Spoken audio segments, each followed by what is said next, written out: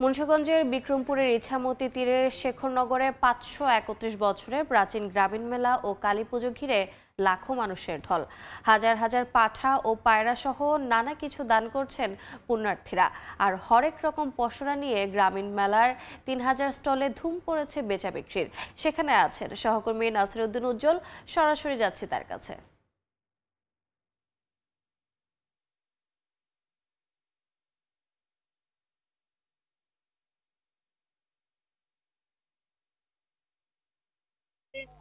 যেসব স্টল এসছে সেই স্টলের সবখানে কোথাও নাগরদোলা, কোথাও শিশুদের আকর্ষণ করবার জন্য যেসব জিনিসপত্র রয়েছে, কোথাও খাবার, গ্রামীণ যে খাবার সেগুলো রয়েছে, লোকজন নানা পণ্য পাওয়া যাচ্ছে এখানে।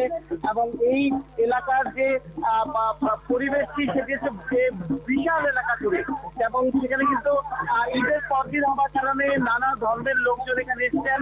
যে সনাতন ধর্মাবলম্বীদের এই মেলাটি ঘিরে এখন কিন্তু সব ধরনের সব সম্প্রদায়ের লোকদেরকে আমরা দেখতে পাচ্ছি। এবং তারা বলছেন যে ৯০১ বঙ্গাব্দ থেকে যে শুরু হওয়া এই মেলা এবং এখানকার যে একটি পূজা হয় সেটি ঘিরে কিন্তু মূলত এই মেলাটি, এবং সেখানে যে ভারত, নেপাল সহ বিভিন্ন দেশের পুণ্যার্থীরা কিন্তু এখানে এসছেন। এবং যারা এই কালী পুজোতে এসছেন তারা কিন্তু মেলাতে বেশি সবাই দিচ্ছেন, এবং সেখানে যে তাদের প্রয়োজনীয় সামগ্রী সেগুলো কিন্তু তারা ক্রয় করছেন। এবং দলে দলে সেখানে এক পাশ থেকে ছুটছেন এই বৃহত্তর মেলাটায়। এবং এখানকার যে গ্রামীণ মেলা, সেই মেলার পাশ দিয়ে কিন্তু একেবারে নদী বয়ে গেছে। অনেক কিন্তু নৌকায় করে এসছেন, ইঞ্জিন চালিত বিভিন্ন রকমের ট্রলার এসছে, এবং সেগুলো কিন্তু সাজসজ্জা লক্ষ্য করা যাচ্ছে।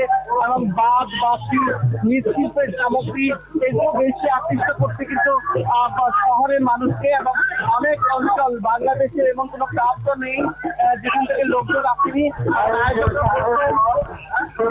ইছামতি নদীর তীরে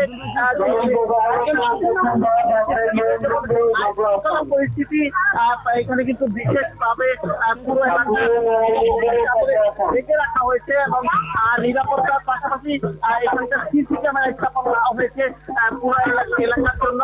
এবং এখানে যে কালীর মন্দিরটি রয়েছে সেই মন্দিরে কিন্তু শত শত নয় হাজার হাজার কবুতর এবং পাঠা সেখানে দান করা হচ্ছে। নানা রকম মানুষ নিয়ে তারা এসেছেন, পুণ্যার্থীরা তাদের যে বিভিন্ন রকম এখানকার যে তাদের আশা নিয়ে তাদের আশা পূরণ করবার জন্য সেখানে এসেছেন। এবং এই মেলা জমজমাট, আরো বেলা যত বাড়ছে তত জমজমাট হচ্ছে। তো এই ছিল আমার কাছে মুন্সিগঞ্জের গ্রামীণ মেলার সবচেয়ে। সরাসরি যুক্ত ছিলাম মুন্সিগঞ্জে।